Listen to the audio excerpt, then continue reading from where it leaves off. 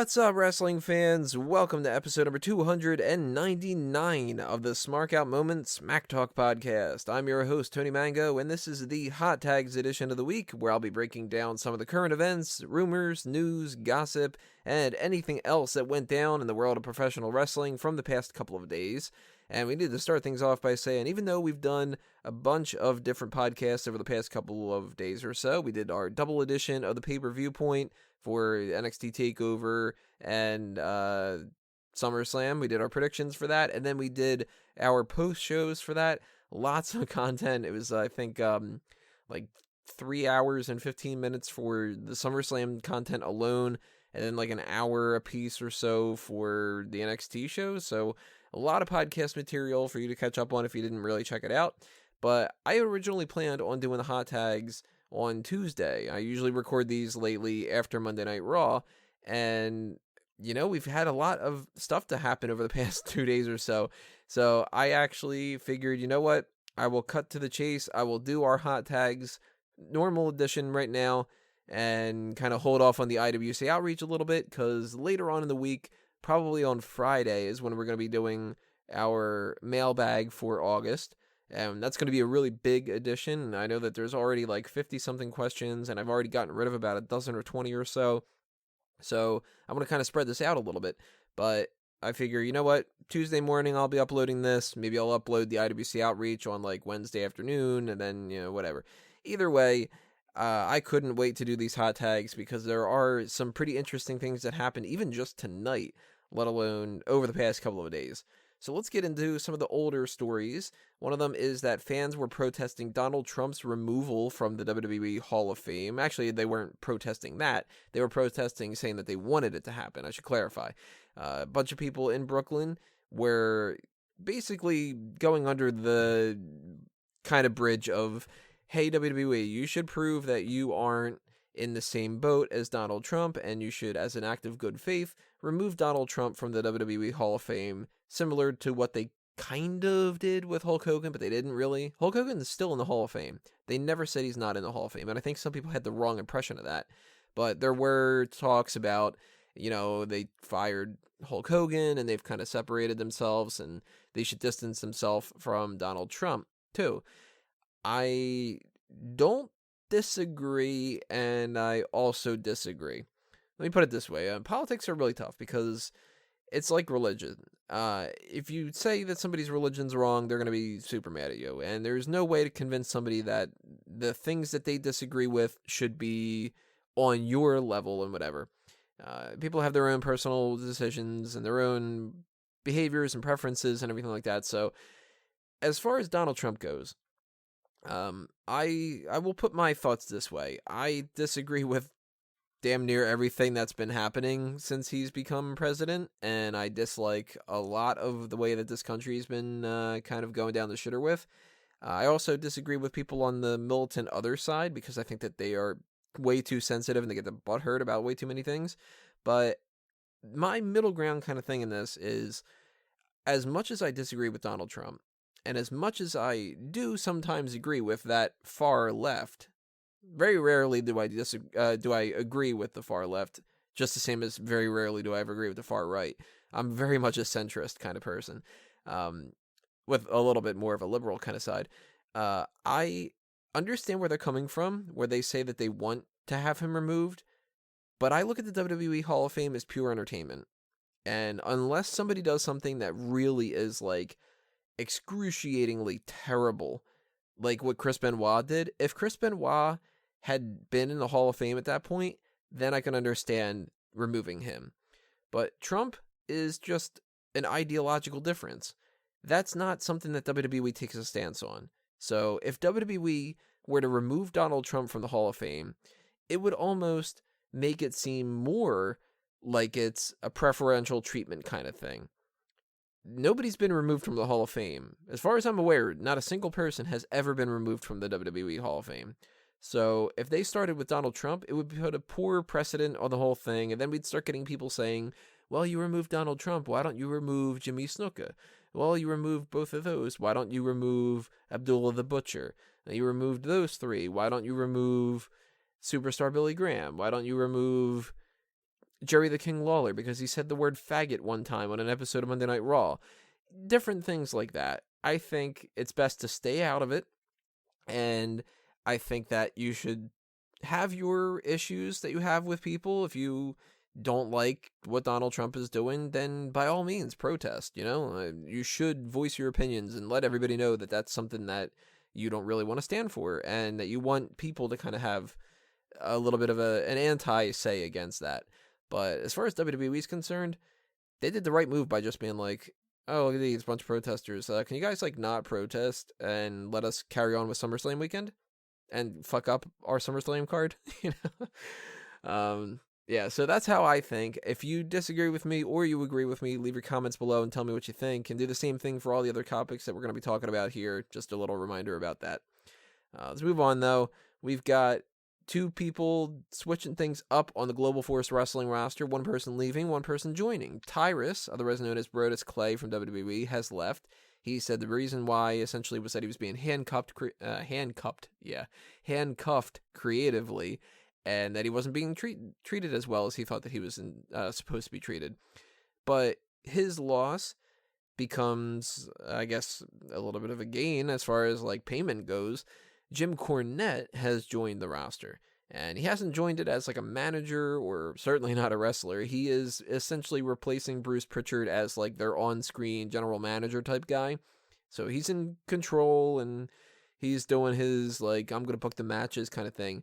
And as far as I know, this is a limited deal. That's kind of what he had talked about. Doesn't seem like it's going to be something that's going to be he is going to last, for the rest of GFW's life cycle, however long that is. But we have seen Jim Cornette working with Jeff Jarrett in the past, and he was in TNA, and he's no longer working with Vince Russo and Dixie Carter and everybody. So he works for Anthem, and if he likes this new setup, he could stick around for a long, long time. It's a possibility. Him working with WWE was something we didn't really think was going to happen. And he did his Table for 3, and he did the Hall of Fame ceremony, and that's cool. And I think that he kind of opened up a lot of doors that way, but I'm not shocked to see that he's doing something else here. And if he works with GFW and he enjoys what he's doing, awesome. If he hates it, I'm sure he's going to be leaving. It's Jim Cornette. He is going to jump wherever he's going to jump whenever he wants to. At this point in his career, he doesn't need to work that kind of a thing if he doesn't like it. So I kind of like the idea of him being in there. I dislike it in the sense that means we're not going to get him in any other kind of WWE capacity, because I would like him to be popping up on more interviews, and I'd love to hear him do a Stone Cold podcast on the network or something like that. And I'd like to see him just kind of hanging around the WWE family. But Tyrus losing. Oh my God. Botching all over the place here. Tyrus leaving GFW doesn't really help him out too much, I think. I don't think he's going to be going to WWE. And I don't think he'll be going to Lucha Underground. I don't even know what's going on with Lucha Underground, because they seem like they don't really want to get the ball rolling again. But he's probably figured out enough alternative sources of income that he doesn't need wrestling anymore. He's been doing a lot more acting. He was in Glow, and he's done a couple movies here and there and stuff. So maybe he's just going to kind of leave the wrestling business, or maybe he's going to work some other indie stuff. He could always work other places. I personally really liked Brodus Clay for a lot of what he had done, and I'd be cool if he came and popped up on NXT. I think that would be kind of fun. But nothing's been indicated like that. So we'll have to see wherever he goes in the future, whether it's indies or non-wrestling capacity. I'm at least going to be a little bit interested, because I do like Brodus Clay. We have 2 returns as far as WWE content goes. One of them is Southpaw Regional Wrestling Season 2 and Season 3, I think is what they called it, of WWE Game Night. The Game Night thing was a superstar basketball shootout, which was actually kind of funny to a little bit. The most funny part of the whole thing, funniest for sure, was Braun Strowman. He comes out and he's doing his whole I'm angry at you and I don't want to be here, but I just get paid kind of thing, chucking a bunch of basketballs. I laughed at it. Why not?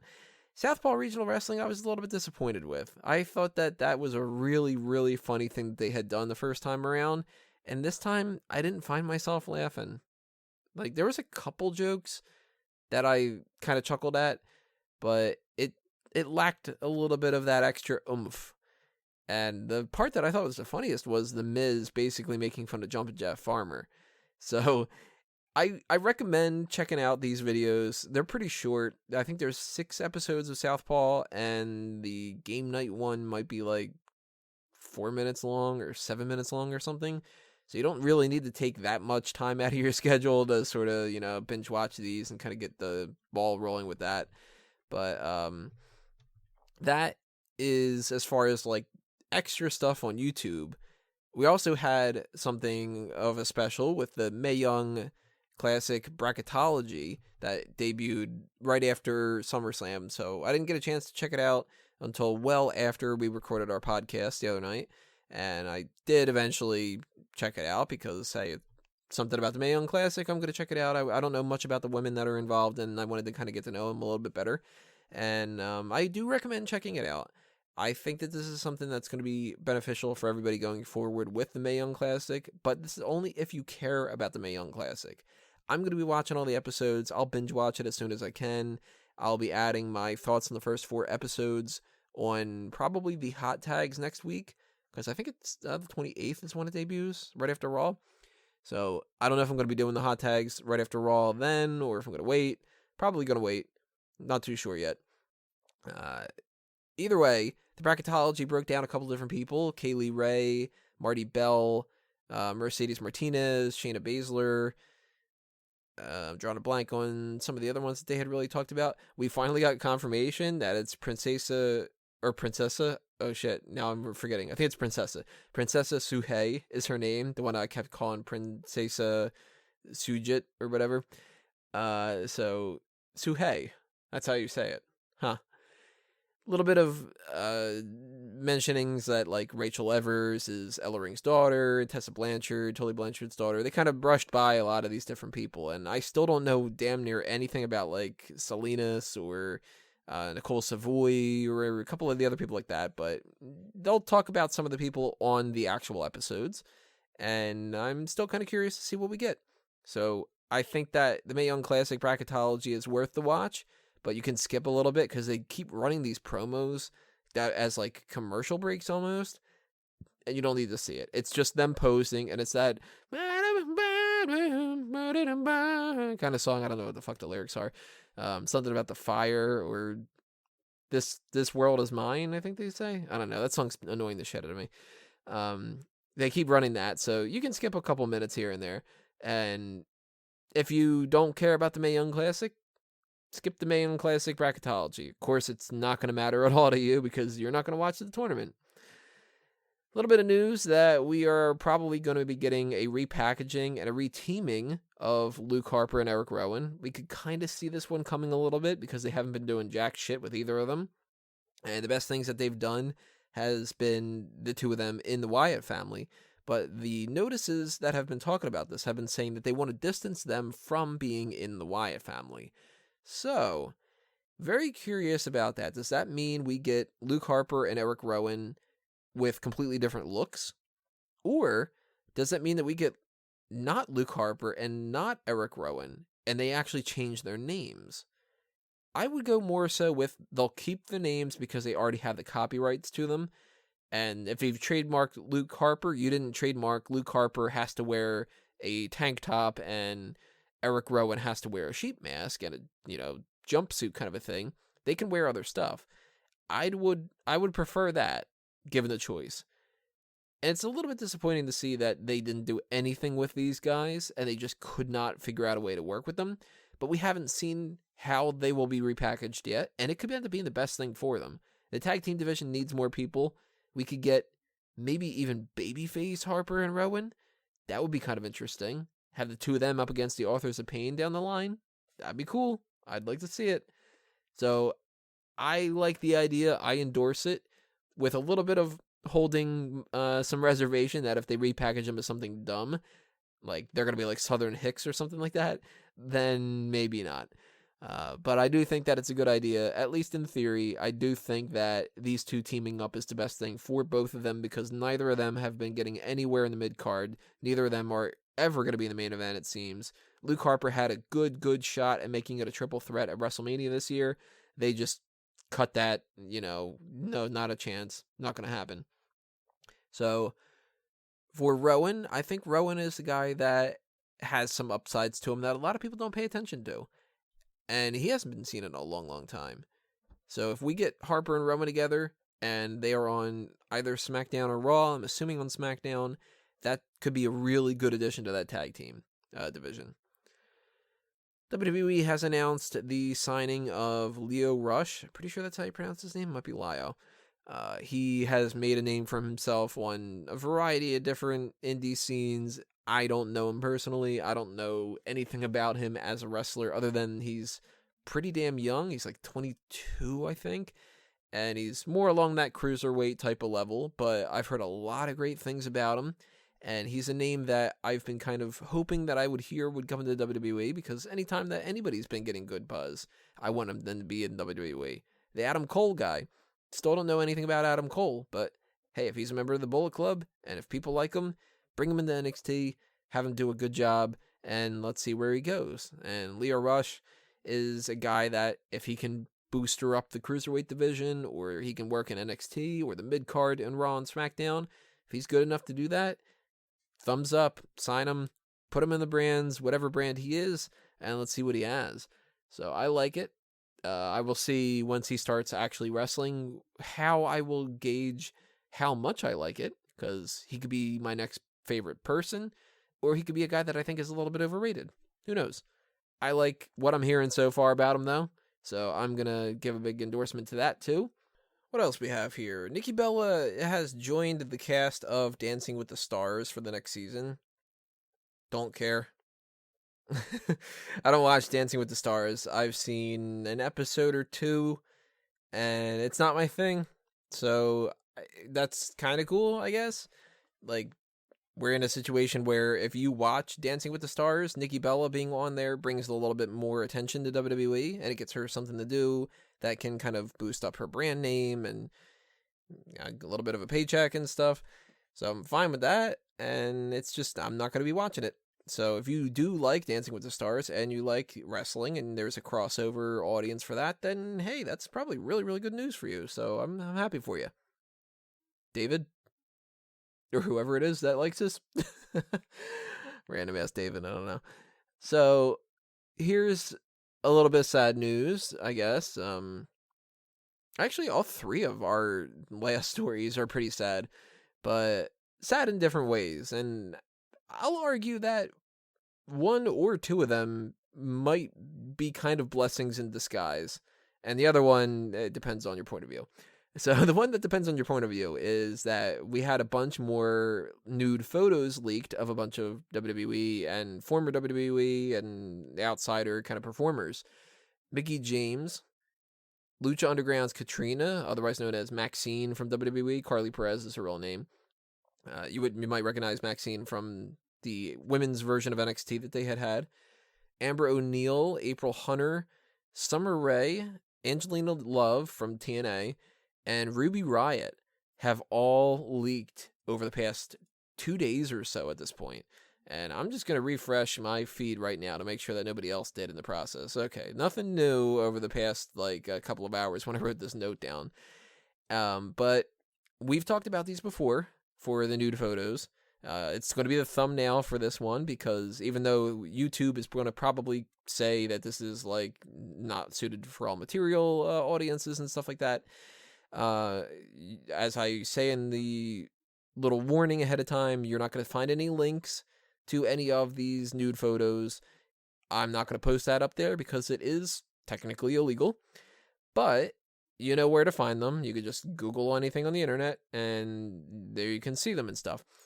I have never condoned the idea that people are leaking these things because it's a shitty thing to do, essentially, but I do find the majority of these women very, very attractive. So, of course, I'm going to be looking at it because you tell me that there's going to be Maxine from WWE is going to be nude in something, I'm going to look. You tell me Mickie James's tits are hanging out, I'm going to look. It's just something. Summer Rae, unfortunately, is not, at least unfortunately in my perspective when it comes to that. Summer Rae and Angelina Love are both not nude photos. They seem like they're basically just Instagram pictures and stuff. So, yeah, you take what you can get, I guess. But Ruby Riot at least had the sense to kind of block out her stuff. She's got, like, you know, a little bit of cover up, like paint kind of jobs. Not paint, like real paint. Like I'm talking like MS Paint, that kind of a thing. But the Amber O'Neil, April Hunter things are an actual photo shoot that they had done before. Some of them actually had been in the past, so, you know, keep that in mind. But that's just another set of leaks, again, that have been circulating. And we have seen a lot of different things in the past year about Charlotte and about Paige in particular, Caitlyn, bunch of different people, and it's something that it doesn't seem like it's really going to be slowing down too much. There are rumors of some other people. There's always rumors of other people, because if they're a website, they're going to try to get clicks just the same as I'm trying to get some clicks when it comes to the thumbnail, fully admit it. And they've been, of course, saying Bayley and Alexa Bliss and so on and so forth, but these things do pop up once in a while out of nowhere. It's like, hey, Victoria leaks and stuff. So officially, the Smark Out Moment policy is not a good thing that these things are happening. It sucks for the women. It's a shitty tactic that people are doing. They're taking advantage of hacking into people's accounts and spreading things that should be private and stuff. But as a guy, you might want to check out some of them. Just saying. Some of them. Some of them you won't want to check out. The Mickie James ones, they're a little creepy. But yeah, I would say check out the Karlee Perez ones. But that is a kind of sad story, at least from the perspective of those people involved. It is a sucky thing to go through, and that is a shame. Also sad, though, we have 2 injuries to report about. One of them is from NXT TakeOver Brooklyn 3. Asuka broke her collarbone, and she's expected to be out somewhere between 6 to 8 weeks, possibly longer, maybe if we're lucky, not necessarily as long. And tonight, on Monday Night Raw, Big Cass definitely suffered some kind of an injury. There's no way that that match with Enzo was supposed to end the way that it ended. That was just way too awkward, way too bland. You know, it would have been more bombastic if, like, Big Show would have came out to cause some kind of an injury or something like that, but we didn't get that. Big Cass was clearly mad. It was really strange how they were doing this, so he is definitely injured. It's just a matter of what injury is affecting him right now. How long is he going to be out? Is he going to need surgery? I know some people were saying torn MCL, torn ACL. I don't have a clue what the fuck that means. Not going to even bullshit you and be like, well, I guess that means he's out 6 months. No idea. No idea whatsoever. Asuka is in a situation where, thankfully, when they tape things for NXT, they tape for a whole lot of weeks at a time. And if she's got a broken collarbone, that doesn't mean that she can necessarily avoid cutting promos. So maybe what they can do is they can build on this a little bit. I'm going to try to write an article about this. So I'm going to repeat myself a little bit here, but I'm thinking there are 3 potential ways that Asuka can get out of this. Number 1, if she's not going to be out for too long and it's only that like 6 to 8 weeks or whatever, they can kind of get around this. I don't think 6 to 8 weeks is necessarily going to take us into Houston, but it might. Let me kind of double check that. We got 1, 2, 3, 4, 5, 6, 7, 8, 9, 10, 11, 12. 12 weeks, essentially, until we have to start worrying about whether or not she's able to compete at NXT TakeOver Houston. She can come back in 6 to 8 weeks and still have enough of a build that she can go and fight somebody else. But if that's the case, they do nothing. The next bunch of episodes that they tape, Asuka just doesn't fight. We have other women that are showcased. We know we have this Mae Young Classic. We know we're going to have an influx of women. So if they know that that's the case, Asuka can kind of take a little bit of a break. She can actually even announce that she's going to have her next match at NXT TakeOver Houston 4 or 5 weeks from now, when they've kind of gotten a better idea of how long she'll be able to kind of work away her injury and stuff. But that's the best case scenario, I think. Another thing is, if she's going to be out for a long time, whether it's 6 to 8 weeks and they don't want to do that, or if she's going to be out even longer, then I think maybe they should have an interim champion. They could have Ember Moon win some kind of a tournament or like a battle royal or fatal 4-way or so, and she can be like the interim NXT Women's Champion. And then when Asuka's able to actually return, be it at NXT TakeOver Houston or a little bit later on, maybe on a regular NXT episode, maybe it's in January when they do the one before the Royal Rumble, then NXT TakeOver Philly, NXT TakeOver Houston, whatever, you can have Asuka coming up and saying, you are the interim champion. You're not the champion. We're going to do title versus title. It's going to determine who's the undisputed champion, and that could be a good way to settle the score. If it's going to be a situation where she's going to be out even longer than that, and they don't want to do this interim title thing, have her just relinquish the title and move up to the main roster. That gets away from her being able to actually lose on NXT, and she can kind of move on to another champion, and she can go to the main roster. She keeps her momentum going. Somebody like an Ember Moon, if they stay around in NXT, they can win it without it seeming like they just happen to not be able to beat her necessarily, because she did injure her. So it's sort of a little bit of take the good with the bad, kind of. Big Cass, I think it could be a blessing in disguise, because he is not doing super well right now. The further that he distances himself from Enzo Amore, the better. And if he's going to be out for a couple of months, that sucks for him, but it's not going to be the end of the world. He'll come back. Maybe he can get repackaged. Maybe he can start like another feud, because we do have a lot more people on the roster. We just got John Cena in the mix. And if they weren't going to focus on Big Cass and really give him anything too important to do, it's better for him to not be there and have an excuse than to just be sitting around and not have anything worth putting him on screen for. Because then that's what makes them go, shit, we don't care about this guy, so let's drop him. If they can't have him wrestle, then they have no reason to think that he's lost steam. So it could be a good thing for Big Cass. It could be a terrible thing. Who knows? It could be a good thing for Asuka. It could be the worst thing that happens to her. I don't know. Either way, that is what's going on at the moment. I'm sure there's going to be more news about it by tomorrow, but this will already be up. And of course, if there's anything that's really, really drastic, maybe I'll do a small package about it. I haven't done a small package in a while, but maybe, I don't know.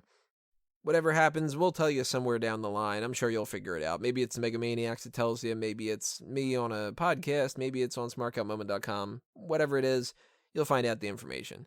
But that's going to be it for this edition of the Hot Tags, everybody. Make sure that you leave your comments below and tell me what you think about all these different topics. Hit that subscribe button, ring that bell, click on the notifications to be aware of whenever the next things are going to be posted. You can also follow us on Facebook and Twitter at SmarkOutMoment. And of course, you can subscribe to the RSS feed on smarkoutmoment.com to get those notifications of the website posts on top of the different things on the YouTube channel and all the other kind of content like podcast-wise. And that's it. So thanks for listening, everybody. This has been another Smark Out moment, and I'm being counted out.